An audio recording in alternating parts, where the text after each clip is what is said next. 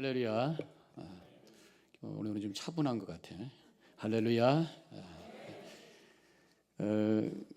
우리가 나이가 들어가면서 이런 현상들이 생기더라고요. 내가 생각하는 것하고 말하고 막 다르게 될 때가 있어요. 이렇게 생각했는데 말은 저렇게 나올 때가 있어요. 당황을 하죠. 막 어떤 목사님께서 연세가 드셔서 목회를 시작을 하셨는데 시골로 파송을 받으셔서 가신 거예요.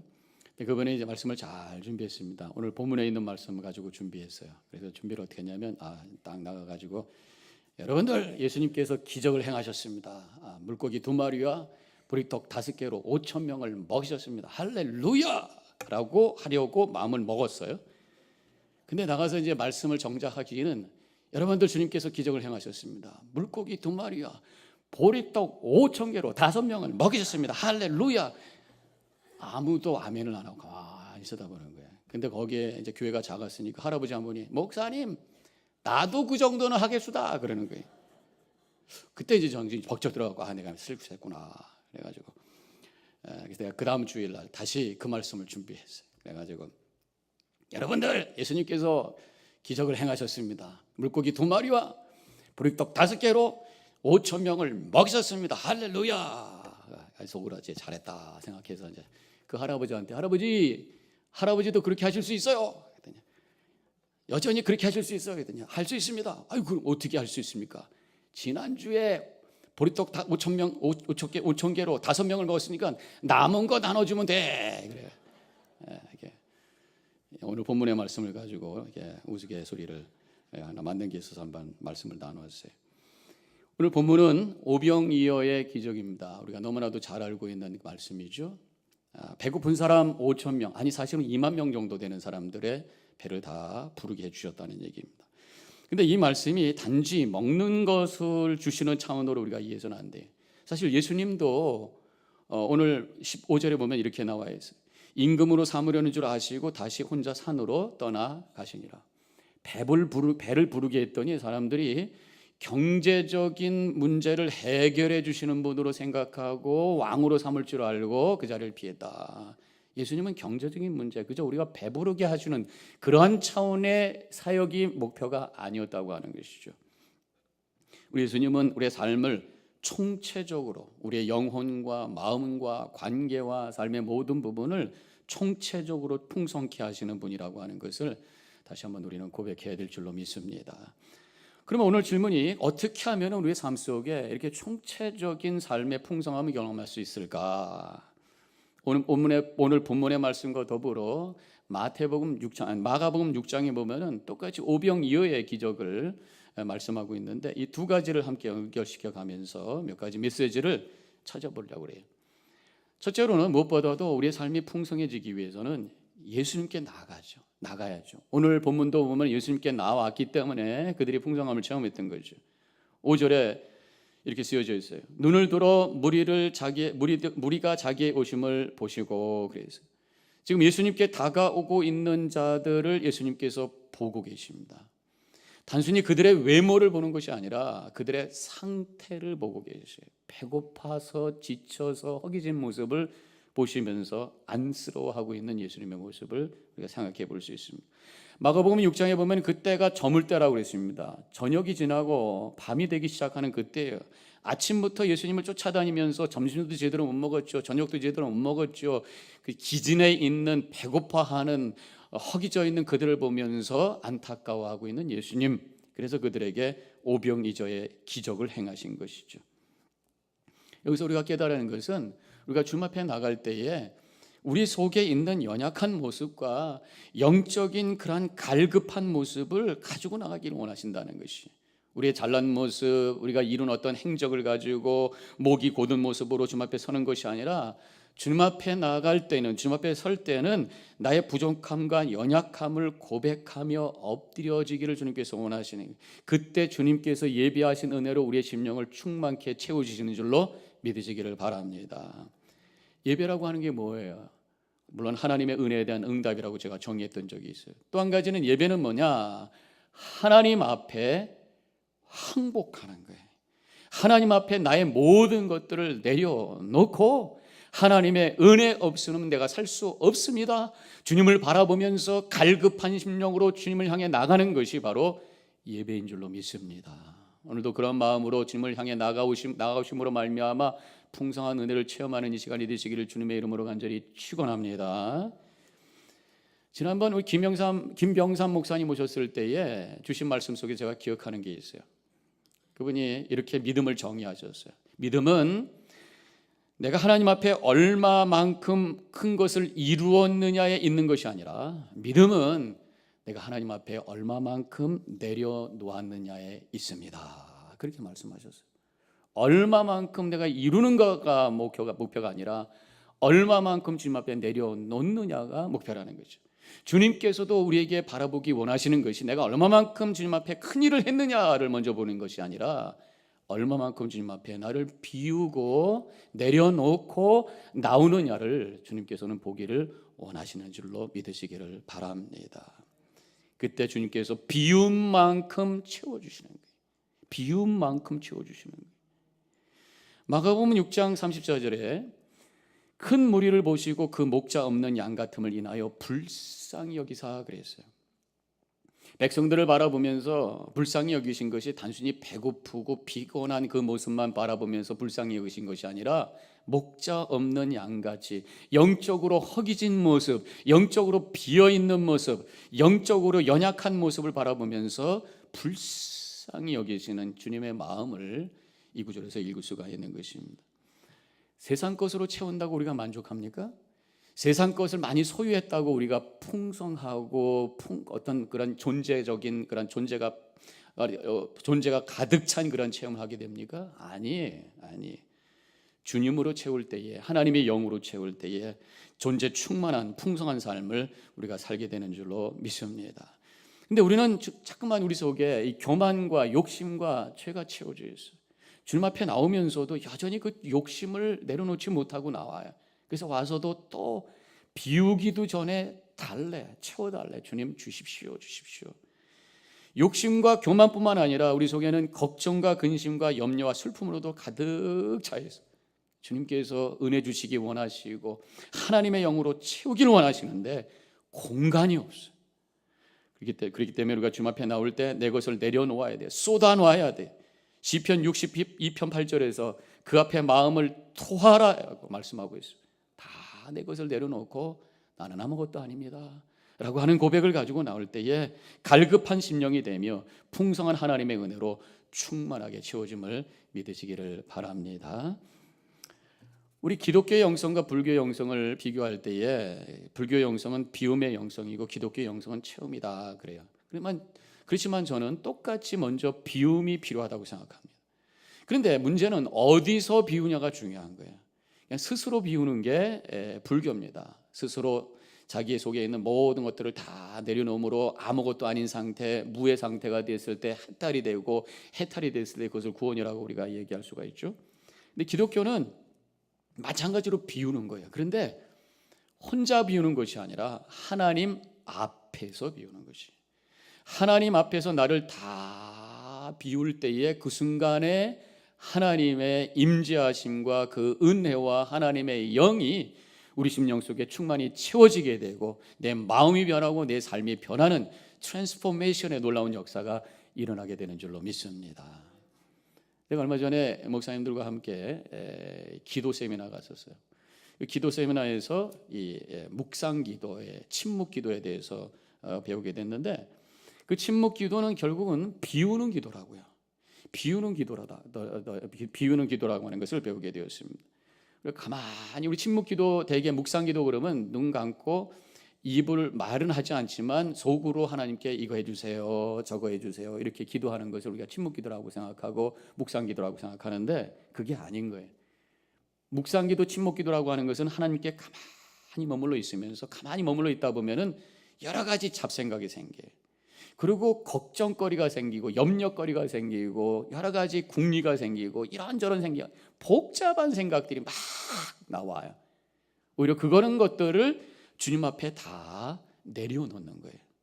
그냥 내려놓는 것이 아니라 거룩한 단어를 묵상하는 거예요. 주님 부르기도 하고 속으로 주님의 사랑을 찾기도 하고 사랑하기도 하고, 그러면서 주님 앞에 이 모든 것들, 모든 잡생각과 내 생각과 지각과 감정까지도 다 흘려내려서 내 속에 아무것도 없는 상태가 되었을 때 그 순간에 전율이 되면서 하나님의 임재가 체험되고 영적 충만이 체험되면서 트랜스포메이션이 일어나는, 이것이 바로 침묵기도다, 이렇게 설명을 했어요. 결국 풍성한 삶을 누리기 위해서는 우리가 주님 앞에 나와야 되는데 빈 마음으로 나와야 되는 줄로 믿습니다. 겸손한 마음으로, 사모한 마음으로, 갈급한 심령으로 주님 앞에 항복하며 나올 때에 주님의 놀라운 은혜가 체험되게 되는 줄로 믿으시기를 바랍니다. 이 항복이라는 것, 영어로는 뭐예요? surrender. 그래서 예배라고 하는 것은 바로 하나님을 향해 surrender하는 거예요. 찬송가 50장을 여러분들 기억하시죠? 이렇게 시작되죠. 내게 있는 모든 것을 아낌없이 바치네, 주께 드리네. 언제 많이 불러요? 헌금할 때. 그래서 거기도 보면은 헌신의 내용이라고 되어 있는데, 사실 영어 가사로 보면은 헌금하고 관계 있는 것이 아니라 예배의 모습이라고 할 수 있습니다. 주께 드리네, 이것이 영어로는 I surrender all, I surrender all to thee my blessed Savior, I surrender all. 하나님 앞에 다 내려놓습니다. 하나님, 내가 다 지금 항복합니다. 나는 아무것도 아닙니다 라고 하면서 주님 앞에 납작 엎드려 빈 마음으로 나올 때에 주님께서 풍성한 은혜로 하나님의 영으로 충만케 채워주시는 줄로 믿으시기를 바랍니다. 두 번째로 오늘 본문의 말씀에서 풍성한 삶을 위한 또 한 가지 메시지는 최선을 다하라는 말씀이, 주님 앞에 나와서 빈 마음으로 머물러 있다고 하는 것이 그냥 아무것도 안 하고 가만히 있다는 의미가 아니에요. 물론 머물러 있을 때도 필요하지만 결국 믿는 자들은 최선을 다해서 열심히 사는 사람들입니다. 그때 풍성한 하나님의 은혜가 체험되는 것이에요. 마가복음 6장 37절에 예수님께서 제자들에게 이렇게 말씀하셨어요. 너희가 먹을 것을 주라. 지금 배고파 있는 저들을 바라보면서 가만히 있는 것이 아니라 그 문제를 해결하기 위해서 최선을 다해라, 그런 말씀입니다. 포기하지 말고 열심히 움직여라. 우리 믿는 사람들은 열심히 살아야 되는 사람이에요. 우리 예수님은요, 우리 하나님은 게으른 사람들을 싫어해요. 왜냐하면 하나님 자신이 부지런히 일하시는 분이기 때문에. 그래서 성경에는 우리 하나님께서 주무시지도 아니하시고 졸지도 아니하시면서 일하신다는 말씀이 나오잖아요. 또 성경의 데살로니가후서 3장 10절에서는 누구든지 일하기 싫어하거든 먹지도 말라, 이렇게 말씀하시면서 열심히 살라고 말씀하십니다. 마가복음 6장 38절에는 또 예수님께서 이렇게 말씀하셨어요. 너에게 떡 몇 개가 있는지를 가서 보라 그랬어요. 가지고 있는 거 뭔지 내놔라, 그런 말씀. 그 말씀은 결국 뭐예요? 네가 가지고 있는 것 무엇이든지, 그 작든지 크든지 그거 가지고 최선을 다해서 살아가라는 거죠. 그때 하나님께서 풍성한 삶을 살도록 역사하신다고 하는 그런 말씀입니다. 믿음에는 두 가지가 있어요. 때로는 머물 때가 있습니다. 가만히 머물러서 주님의 은혜로 충만한 체험을 경험하는 그런 때가 있어야 돼요. 근데 또 움직일 때가 있어요. 두 가지 같이 가야 돼요. 예수님께서 지난 본문에서 말씀하신 것처럼 아버지께서 지금까지 일하시니 나도 일한다 말씀하셨던 것처럼 우리 예수님도 부지런히 움직이셨어요. 때로는 모든 것을 물리치고 산에 가셔서 조용히 주님을 만나는 시간도 있어요. 그러나 부지런히 일하셨어요. 우리도 마찬가지로 주님과 함께 주님의 열심을 가지고 우리의 삶의 문제를 열심히 직면하면서 살아나가는 것이, 그때 하나님께서 그런 열심을 통해서 풍성한 은혜로 우리에게 함께 해주시는 줄로 믿으시기를 바랍니다. 우리에게 주어진 것이 작다라고 할지라도 주님 이거밖에 없습니까? 불평하면 안 돼. 내가 무능하다라고 할때라도 할 수 없다고 포기하지 아니하고 열심히 움직이면서 살아나가는 최선의 삶을 통해서 하나님은 은혜 주신다고 하는 것입니다. 오늘 말씀을 가만히 묵상해 보면은 배고픈 사람들을 바라보면서 우리 예수님은 하나님이시기 때문에 복잡하게 일하실 것 없는데 그저 그들을 향해서 배가 부를지어다 그렇게 말씀하셔도 충분한데 왜 떡을 찾아라, 니들이 있는 건 내놔라 그렇게 말씀하셨을까? 우리 주님께서는 풍성함을 위해서 씨앗을 뿌리길 원하시는구나. 그런 것을 깨닫게 돼요. 그것이 하나님의 법칙이에요. 예수님은 비유 중에서도 씨 뿌리는 비유를 마태복음 13장에서 하셨는데 8절에 이렇게 말씀하셨습니다. 더러는 좋은 땅에 떨어짐에 혹 100배, 60배, 30배의 결실을 하였느니라.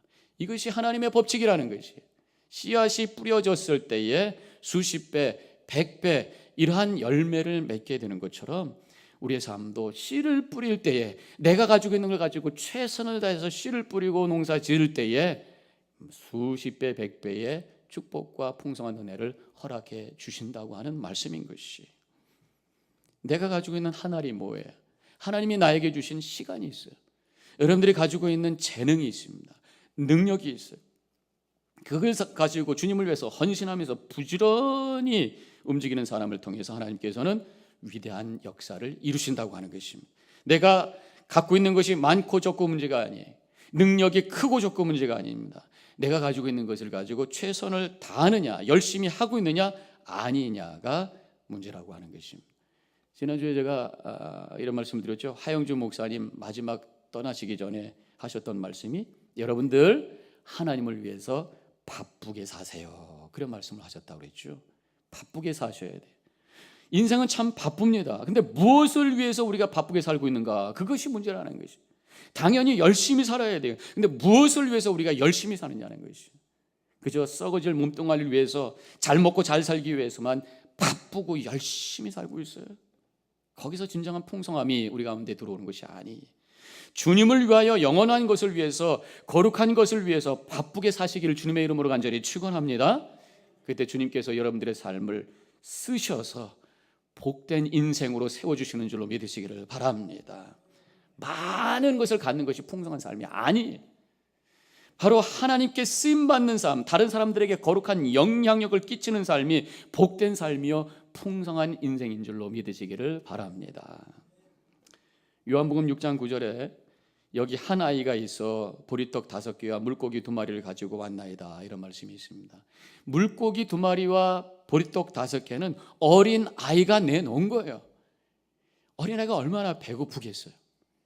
그런데 자기가 갖고 있는 그 귀한 것을 내놨어요. 최선을 다해서 주님께 드렸어요.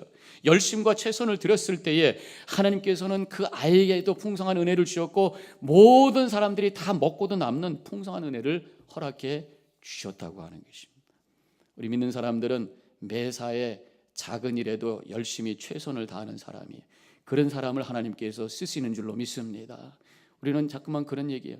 나중에 시간이 있으면, 나중에 여유가 있으면, 나중에 돈 많이 벌면, 나중에 건강해지면 그때 주님을 위해서 열심히 하겠습니다. 아니에요. 지금 내가 부족하더라도 지금 내가 할 수 있는 최선을 다해서 열심히 주님의 일을 위해서 움직여 나갈 때 하나님께서는 그 삶을 통해서 쓰임받는 인생이 되시게 하시고, 많은 사람들에게 거룩한 영향을 끼칠 수 있는 풍성한 삶으로 세워주심을 믿으시기를 주님의 이름으로 간절히 축원합니다. 세 번째로 오늘 주신 말씀을 통해서 주시는 메시지는 기다리라는 말씀을 주셔요. 풍성한 삶의 은혜를 누리는 그런 삶은 기다리는 삶이라는 것입니다. 열심히 사는 것하고 급하게 서두르는 것하고는 다른 것이, 믿는 사람들은 열심히 살면서도 때로는 인내하면서 하나님의 때를 기다릴 때가 있어야 되는 것이. 예수님께서 떡을 나누실 때에 오늘 본문에 보니까 10절에서 사람들로 앉게 하라, 그렇게 말씀하고 계세요. 제자들에게 그렇게 명하신 것이, 예수님께서 떡과 물고기를 떼어주기 전에 기다리라고 말씀하신 것입니다. 배고프다고 사람들이 막 뛰어나와가지고 예수님이 갖고 있는 그 떡 5개와 물고기 2마리를 서로 갖겠다고 했으면 서로 싸울 수도 있고 그 떨어뜨려 가지고 먹을 수도 없는 그런 상황이 될 수도 있었을 거예요. 그러나 그들이 기다렸어요. 예수님께서 주실 때까지 기다렸어요. 모든 사람들이 먹고도 남는 풍성함을 체험하게 된 줄로 믿습니다. 급하면 안 돼요. 하나님의 인도하심을 기다릴 필요가 있어요. 오히려 급해서 문제를 그르칠 때가 많습니다. 미국에 오면서 우리가 배운 것 중에 하나가 바로 기다리는 거 아닙니까? 어딜 가든지 줄을 잘 섭니다. 우리 운전하고 갈 때 보면은 레인을 멀지할 때 보면은 하나씩 이렇게 기다리면서 들어가는 거예요. 물론 가끔 이상한 사람도 있습니다만은 모든 사람들이 그렇게 하고 있어요. 제가 미국에 오자마자 학교에 있을 때 어떤 목사님이 뉴욕을 갔다 왔는데 아주 복잡해서 혼났다 그러면서 하위에 이렇게 들어가는데 이제 막 차들이 밀려 들어가는데 어떤 사람이 막 자기들 소리로 고래고래 질렀대요. 근데 영어로 뭐라 그랬는데 못 알아들었대. 가만히 보니까 그분이 보니까 한국식으로 운전한 거예요. 천천히 하나씩 들어가는데 무조건 그냥 끼어들기를 한 거죠. 한국에서는 그래도 뭐 그런가 보다 그러는데 미국에서는 그러면 안 되잖아요. 하나씩 들어가는데. 그래서 누가 막 이제 얘기를 했는데 영어로 하니까 못 알아들었으니까 뭐라고 막 얘기만 자기 행거로만 알았던 거죠. 저는 이 멀지할 때마다 그때 그 목사님 생각이 나면서 참 질서가 있게 잘한다 그런 생각을 하게 되는 때가 있습니다. 언젠가 이 블랙 프라이데이에 빅세일 할 때잖아요. 그래서 가게 문이 열리면서 사람들이 많이 기다렸다가 막 한꺼번에 쏟아져 들어가다가 넘어져가지고 다친 적이 있죠. 그리고 2015년에 그 가을에는 이슬람 성지인 사우디아라비아 메카에서 엄청난 많은 사람들이 모이잖아요. 그때 좁은 공간에 사람들이 막 밀려 들어가면서 압사 사고가 생겨가지고 자그마치 717명이 죽는 사건이 있었던 거 기억하시는지 모르겠습니다. 서두르면 사고 치는 거예요. 그래서 때로는 우리가 기다릴 필요가 있습니다. 우리 삶 속에서도 급하면 안 돼요. 우리 한국 사람들이 좀 급해요. 그래서 빨리빨리라는 말을 얼마나 빨리빨리 많이 쓰는지 몰라요. 어딜 가더라도 빨리빨리 그런 외국 사람들 다 알아들어요. 이 빨리빨리 서두르다 보니까 물론 빨리빨리 뭔가 해내는 것도 있지만 급한데 마음대로 안 될 때 욱하고 성질을 터뜨리면서 싸웁니다. 얼굴이 뻘개지고 싸우기도 잘 싸우고 또 실수도 하게 되고 급하게 서두르다 보니까 편법을 쓰기도 하면서 죄를 만들어내기도 하고 또 너무 급해서 하나님보다 앞서게 되면서 하나님의 계획도 무시하게 되고 그래서 하나님의 축복을 쏟아버리는 어리석은 믿음의 생활을 하는 때가 있다고 하는 것이에요. 성경에서 대표적인 사람이 있어요. 누굽니까? 사울 왕이잖아요.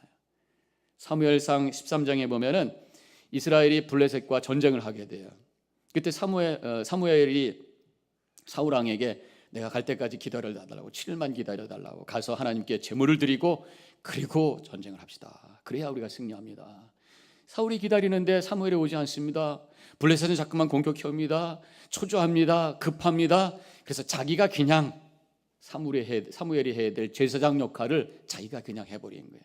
짐승을 잡아서 하나님께 제물을 올려드렸습니다. 하나님께서 그거 받지 않으셨어요. 그리고 결국은 그는 버려진 왕이 되고 그 인생이 비극적으로 끝났던 것을 우리가 성경을 통해서 보게 돼요. 급하면 사고 치는 것이, 급하면 하나님의 은혜를 쏟게 되어 있습니다. 인생의 위기가 오고 인생의 소용돌이가 칠 때에 오히려 하나님 믿는 사람들은 하나님께 맡기고 조용히 기다릴 필요가 있는 거예요. 오스트리아에 가면은 비엔나에 다뉴브 강이 있습니다. 근데 다뉴브 강을 건너는 그런 시합이 있대요. 유명한 시합이 있대요. 수영을 막 쳐서 가는데 가끔 중간에 소용돌이가 칠 때가 있다는 거예요. 근데 소용돌이가 칠 때에 사람들이 그것을 막 급하게 그것을 빨리 건너가려고 하면은 위험할 수도 있고 또 기진맥진해가지고 결국 사람은 상을 못 한다는 거예요. 이게 소용돌이 칠 때 그것을 빨리 해결하는 방법은 잠깐 맡기고 있다. 가만히 맡기고 있으면 소용돌이가 잠깐 빨아들이는 것 같지만 다시 원위치로 시키면서 수면으로 몰아내면서 앞을 향해 쑥 가게 만든다는 것이. 우리 인생도 마찬가지입니다. 어떤 때는 막 소용돌이 칠 때가 있어요. 그때 더 내 힘으로 하려고 그러면은 더 깊게 나중에 기진맥진돼 가지고 오히려 더 큰 문제를 만들 수가 있어요. 그때 주님 앞에 딱 맡기고 잠깐 주님 앞에 머무르고 기다리는 것이, 그때 하나님께서 우리를 더 인도하시사 그 문제를 이겨낼 수 있도록 도와주시는 줄로 믿으시기를 주님의 이름으로 간절히 축원합니다. 그래서 우리는 기다림과 인내, 이것이 바로 믿음의 능력이라고 하는 것을 우리가 고백해야 돼요. 기다리지 못하는 이유가 뭐예요? 믿지 못해서 그러는 것이에요. 주님, 모든 것을 합력하여 선을 이루시는 주님을 내가 바라보면서 믿지 못하기 때문에 내가 이 모든 것을 감당해야 된다고 생각하기 때문에 막 초조해서 움직이다가 오히려 이를 더 그리치게 되고 더 어려움 속에 빠져서 허우적거리게 되는 상황이 있어요. 주님을 바라보시고 믿으시고 기다리셔서 주님의 때를 기다리셔서 승리하시기를 주님의 이름으로 간절히 축원합니다. 마지막으로 오늘 본문을 통해서 주시는 메시지, 어떻게 하면 풍성한 삶을 살고 있을 수 있는가? 감사하라고 말씀하고 있어요. 감사하라고. 우리는 어떤 문제가 생기면은 이것을 어떻게 해결할까 궁리를 합니다. 그리고 막 계산을 합니다. 여러 가지로 머리로 막 이것을 해결하려고 애를 씁니다. 물론 그렇게 해서 해결되는 것도 있지만 어떤 것은 오히려 생각하고 궁리할수록 더 어려워지고 더 근심이 생기는 게 있어요. 왜? 해답이 없는 문제가 있기 때문에. 오늘 본문에 보니까 7절에서 이렇게 되어 있어요. 빌립이 대답하되 각 사람으로 조금씩 받게 할지라도 200데나리온의 떡이 부족하리이다 그랬어요. 지금 수많은 사람들을 먹여야 되는데 이 빌립은 계산을 하고 있어요. 돈으로 계산하고 있어요. 이 사람들을 어떻게 먹일까? 한 데나리온은 그 당시에 노동자의 하루 일당입니다. 그럼 150불로 생각한다면 지금 200데나리온이라고 하는 것은 3만 불이에요. 지금 이 사람들 먹이려면 3만 불이 필요합니다. 3만 불은커녕 지금 이거 100불밖에 없습니다. 이게 어떡합니까? 걱정 근심 속에 있는 모습. 계산하면은 걱정과 근심이 더 앞서게 된다 그런 얘기죠. 안드레는 9절에서 이렇게 얘기합니다. 여긴 한 아이가 있어서 보리떡 5개와 물고기 2마리를 가지고 있나이다.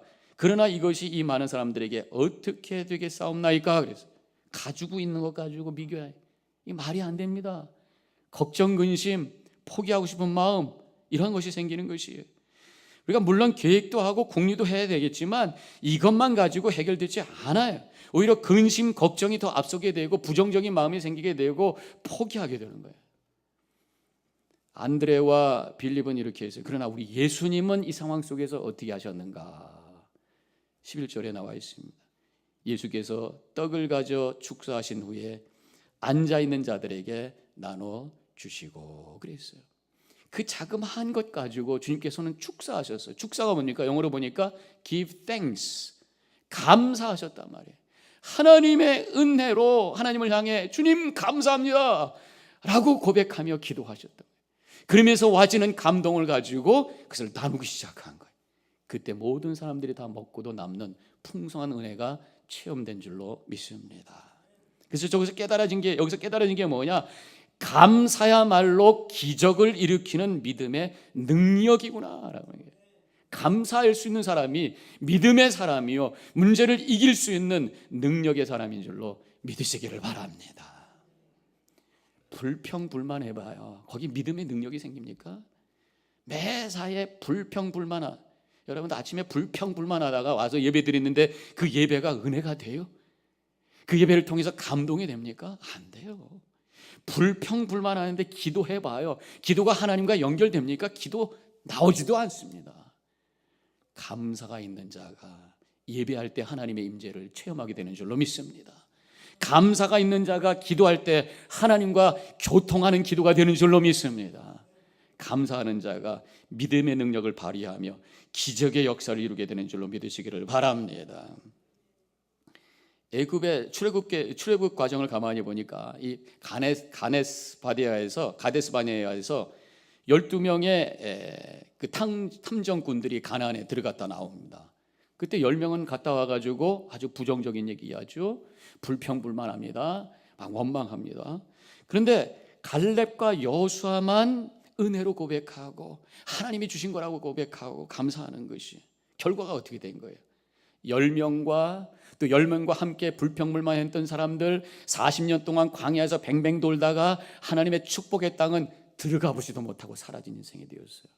그런데 믿음으로 고백하고 감사했던 이 갈렙과 여호수아는 젖과 꿀이 흐르는 땅에 들어가서 그 땅을 차지하는 놀라운 축복을 경험하게 된 줄로 믿습니다. 삶에 여러 가지 도전이 오고 어려움이 올 때 우리는 어떻게 될 것인가? 오늘 말씀을 다시 한번 정리합니다. 하나님 앞에 빈 마음으로 나가세요. 모든 것 주님 앞에 다 내려놓고 주님의 은혜 없이는 살 수 없습니다 하면서 주님의 은혜로 채우시고 나에게 주어진 것 가지고 비록 작지만 최선을 다해서 열심히 움직이세요. 그러나 때로는 또 머물러서 주님의 때를 기다리시고 나에게 주어진 것이 작지만 그것이 하나님의 은혜라고 하는 것을 고백하면서 감사로 움직여 나갈 때에 하나님께서 놀라운 축복으로 우리 삶을 풍성하게 채워주시며 승리의 삶을 살아갈 수 있음을 믿으시기를 주님의 이름으로 축원합니다. 그렇게 살아가시기를 주님의 이름으로 간절히 축원합니다. 기도하십시다.